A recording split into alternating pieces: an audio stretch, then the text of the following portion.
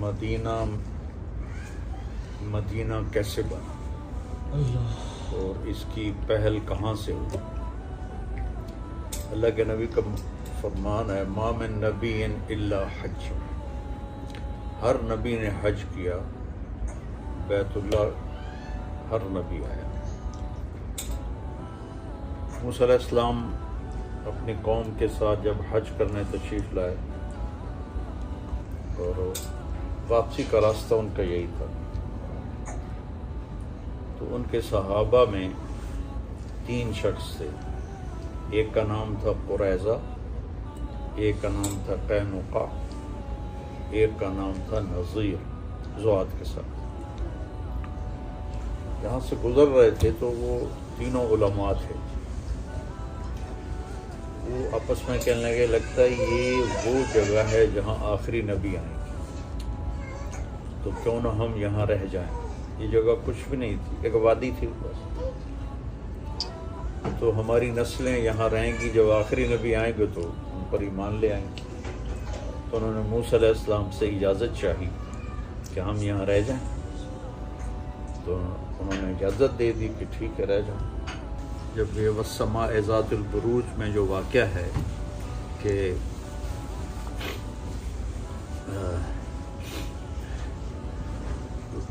یہودی بادشاہ تھا یمن میں، جس نے عیسائی مذہب قبول کرنے پر آگ میں جلا دیا تھا لوگوں کو، قتل اصحاب الاخدود النار ذات الوقود۔ تو کچھ قبائل یہود وہاں سے خیبر گئے، بنو قریظہ یہاں آباد ہو گئے۔ جب قوم سبا پہ عذاب آیا تو اس کے 13 نبی ان کے پاس آئے ان کو سمجھانے کے لیے، وہ نہیں مانے۔ تو وہ ڈیم میں نے دیکھا تھا یمن میں، جب میں گیا تھا 8 گھنٹے کا سفر کر کے میں وہاں پہنچا تھا، اور راستے میں قبائلی لڑائیاں، جگہ جگہ وہ کلاشن کوفیں، بڑا خوفناک ماحول تھا، لیکن میں نے کہا دیکھنا ضرور ہے۔ وہ جا کے ڈیم دیکھا، جو نہریں نکالی تھیں وہ دیکھیں، تو وہاں سے یمنی قبیلے 2 وہ نکل پڑے کہ لگتا ہے کچھ ہونے والا ہے۔ ایک کا نام اوس تھا اور دوسرے قبیلے کے سردار کا نام خزرج تھا، دونوں بھائی تھے۔ تو وہ چلتے چلاتے وہ یہاں مدینے میں آ کے آباد ہو گئے۔ جب یمن کا ایک بادشاہ تھا تبع، اس نے مدینے پہ آگے شام پر حملہ کرنا تھا۔ مدینے پہ جب وہ اٹیک کرنے لگا تو یہود کے علماء نے اس سے کہا یہاں آخری نبی آنے والا ہے، یہاں یہ کام نہ کرو، تمہیں نقصان ہو سکتا ہے۔ تو اس نے پھر نا اپنی فیملی میں سے، اپنے شاہی خاندان سے ایک خاندان کو یہاں مدینے میں آباد کر دیا، اور ایک تحریری خط بھی لکھ دیا، وہ اشعار پر مجھے یاد تھے لیکن اب بھول گیا، کہ میں اس آخری نبی پہ ایمان لایا۔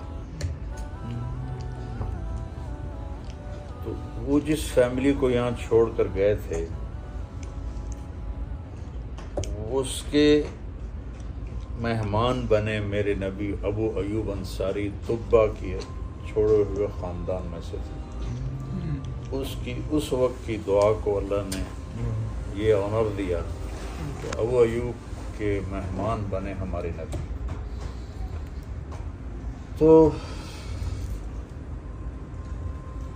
اوس و خزرج کو آپس میں لڑا کر یہ تینوں یہودی قبیلے مال بناتے تھے، ان کو سود پہ پیسے دیتے تھے، ان سے یہ مال بناتے تھے۔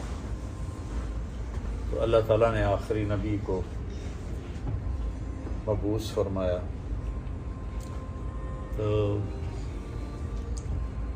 10 سال ہو گئے آپ کو دعوت دیتے، کوئی ایمان نہیں لایا سوائے 150 آدمی۔ تو نبوت کے 10ویں سال آپ مینا میں حج کے دنوں میں مینا میں گشت کرتے تھے، جیسے ہم تبلیغی دوست گشت کرتے ہیں. تو کوئی میری بات سن کے مان لے آئے. تو ایک جگہ سے گزرے تو کچھ لوگ نوجوان وہاں بیٹھے ہوئے آگ روشن کر کے روشنی کے لیے بیٹھے ہوئے. آپ نے دیکھا سارے نوجوان ہیں تو آپ ان کے پاس گئے، میری بات سنو گے؟ وہ کہنے لگے تم کون ہو؟ کہا میں اللہ کا نبی ہوں. تو وہ ایک دوسرے کو دیکھنے لگے اور کہنے لگے یار وہ یہودی باتیں کرتے ہیں کہ ایک نبی آنے والا ہے، کہیں یہ وہ نہ ہو. تو آؤ اس کی سنیں. تو وہ تھے ابو الحسن بن تیہان، عبداللہ بن رواحہ، سعد بن الربیع، اسعد بن زرارہ، نعمان بن حارثہ، یہ وہ وہاں بیٹھے ہوئے تھے.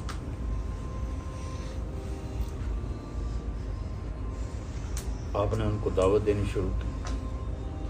قرآن آپ کیا تھے؟ قرآن سناتے. اور عبادہ بن سامت 6 تھے. وہ کہنے لگے ہوا یہ کلام تو انسانوں والا نہیں ہے، یہ وہی نبی لگتا ہے، چلو پہل کرو. ان 6 نے کلمہ پڑھ لیا اور اتنے خوش ہوئے. تو کہنے لگے اگلے سال ہم آئیں گے. تو اگلے سال آپ نے مینا میں ان سے ملاقات کی تو 12 لوگ تھے.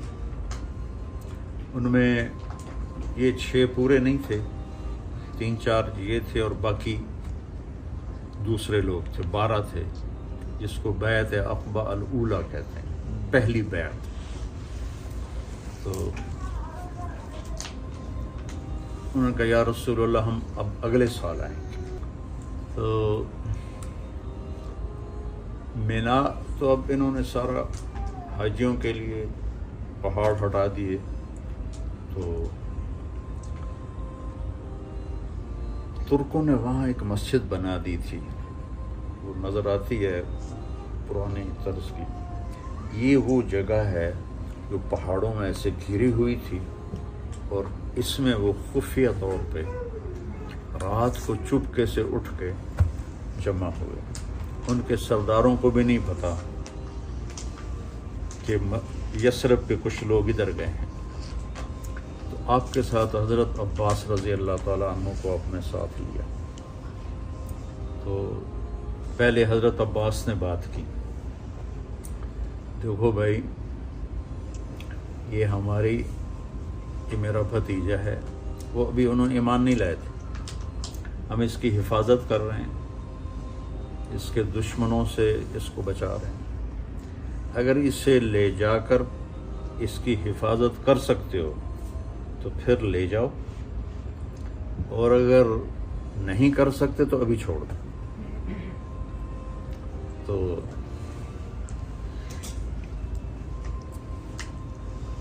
اسد بن زرارہ رضی اللہ تعالیٰ عنہ کہنے لگے یا رسول اللہ، وہ جو پہلی بیعت میں شریک تھے، اجازت ہے میں جواب دوں؟ اور آپ کے چچا کی اس میں کوئی توہین بھی نہیں ہوگی. ہم نے کہا کہو. تو وہ کہنے لگے عباس چوڑیاں ہم نے بھی کوئی نہیں پہنی ہوں. نحن ابناء الحرب کابرا عن کابر، ہم نسل در نسل جنگجو لوگ ہیں. وہ آپس میں جو لڑ رہے تھے 300 سال سے، ہم نسل در نسل جنگجو لوگ ہیں اور ہم کبھی پیٹھ پھیرنے والے نہیں ہیں. اور تم جانتے ہو کہ جسے قوم ٹھکرا دے اسے ہم قبول کر کے اپنا سردار بنائیں، یہ عرب کی ثقافت میں کتنی مشکل چیز ہے. تو اگر ہم نے اتنا بڑا فیصلہ کر لیا ہے تو آگے بھی ہم حفاظت کر کے دکھائیں گے. تو کہنے لگے یا رسول اللہ کیا شرائط ہیں آپ نے فرمایا تطیعون فی المنشط والمکرہ، ہر حال میں میری اطاعت کرو گے، جی چاہے یا نہ چاہے، خوشی کے ساتھ یا ناگواری کے ساتھ میری مانو گے، تنفقون علی فی العسر والیسر، تنگی میں اور خوشحالی میں میرے اوپر خرچ کرو گے، تمنعوننی کما تمنعون ابناءکم و اولادکم، میری حفاظت کرو گے جیسے اپنی اولاد کی حفاظت کرتے ہو، تأمرون بالمعروف وتنہون عن المنکر وتجاہدون فی سبیل اللہ، امر بالمعروف کرو گے، نیکی پھیلاؤ گے، برائی مٹاؤ گے، جہاد کرو گے، ولا تخافون فی اللہ لومۃ لائم، اور اللہ کے معاملے میں کسی کی لان تان کی پرواہ نہیں کرو گے، 5 شرط۔ تو انہوں نے کہا یہ ہم تیار ہیں۔ اسد بن زرارہ نے کہا یا رسول اللہ ہاتھ بڑھائیں، بیعت ایسے ہوتی تھی۔ تو ایک صحابی ہیں ان میں سے، مدینے والوں میں سے، ان کا نام بھی عباس ہے، لیکن عباس بن مرداس، یہ عباس بن عبد المطلب تھے، وہ عباس بن مرداس۔ پہلے سوچ لو کہ اگر ہاتھوں میں ہاتھ دے رہے ہو اس بندے کے تو تم پر پورا عرب حملہ کرے گا، اور تمہاری عورتیں بیوہ ہوں گی، تمہارے بچے یتیم ہوں گے، تمہارے مال لوٹے جائیں گے اور تمہارے پر قبضے کیے جائیں گے۔ اگر برداشت کر سکتے ہو بسم اللہ کرو، اگر نہیں کر سکتے ہو یہ سب ہونے والا ہے تو پھر ابھی چھوڑ دو۔ تو ابو الحسن بن تیہان نے پوچھا یا رسول اللہ، یہ جیسے عباس کہہ رہا ہے ہمارا بھائی، یہ سب کچھ ہمارے ساتھ اگر ہو جائے تو ہمیں ملے گا کیا؟ تو آپ نے فرمایا تمہیں جنت ملے گی۔ اب پھر تو کوئی سوچنے کی بات ہی نہیں۔ تو اسد بن زرارہ، ابو الحسن بن تیہان، دونوں میں ہوئی دوڑ کہ کون پہلے ہاتھ دیتا ہے۔ تو زیادہ یہ کہتے ہیں کہ ابو الحسن بن تیہان کا ہاتھ پہلے بڑھ گیا، اسد بن زرارہ تھوڑا سا پیچھے رہ گیا۔ تو انہوں نے بیعت کی، پھر سب نے بیعت کی۔ حضرت ام منی اور ام عمارہ بھی آگے بڑھیں، کہا نہیں میں عورتوں کو ایسے ہاتھ میں ہاتھ نہیں دیتا، تمہاری ویسے ہی بیعت ہوگی۔ تو عبداللہ بن رواحہ کہنے کہ یا رسول اللہ کر دیں حملہ مکے پر ہم؟ آپ نے کہا نہیں، ابھی مجھے اس کا حکم نہیں ہوا، ابھی تم خاموشی سے چلے جاؤ۔ وہ گئے تو شیطان نے پہاڑ کے اوپر کھڑے ہو کر ایک زوردار آواز لگائی، مکے والوں تمہارے خلاف یثرب والوں نے سازش کر دی۔ یہ آواز قریش نے سنی اپنے کانوں کے ساتھ۔ تو جب صبح ہوئی تو انہوں نے مدینے کے سردار بلا لیے، ابھی کیا سازش کرو، کیا سازش کرو؟ ان کو پتہ ہی نہیں تھا کہ سارا کام تو نوجوانوں نے کیا۔ تو وہ کہنے کی کون سی سازش؟ کہا رات آواز آئی، ہم نے سنی کہ ہمارے خلاف تم لوگ سازش کر رہے۔ کہا ایسی تمہارے کان بج گئے ہوں گے، کچھ بھی نہیں، ہم تو کوئی بھی ایسا مسئلہ نہیں۔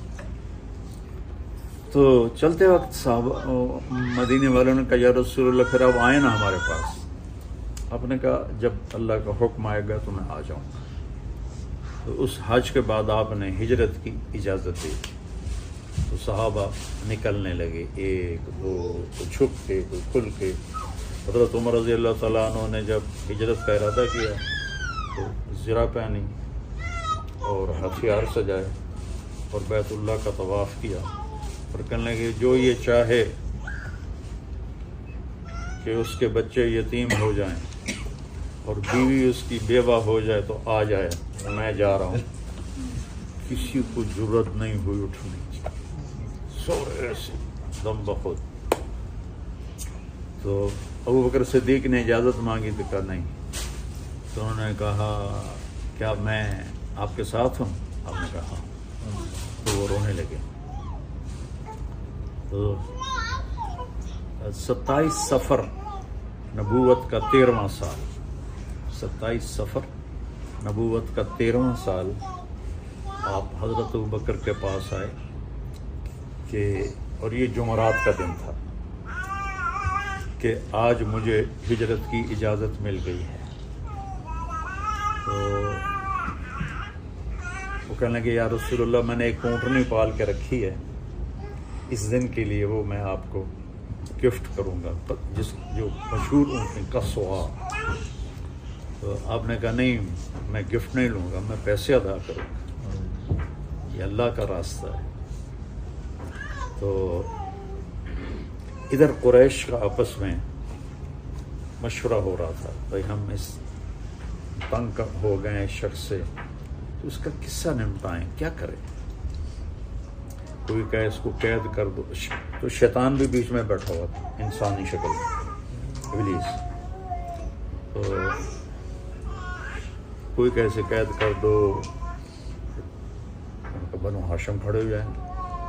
कोई कहे इसे मक्के से निकाल दो, का या दूसरी जगह डेरा लगा के अपना काम शुरू कर दो। तो किसी तजवीज़ पे इत्तेफाक नहीं हो रहा था। तो शैतान ने कहा एक तजवीज़ मेरी भी है।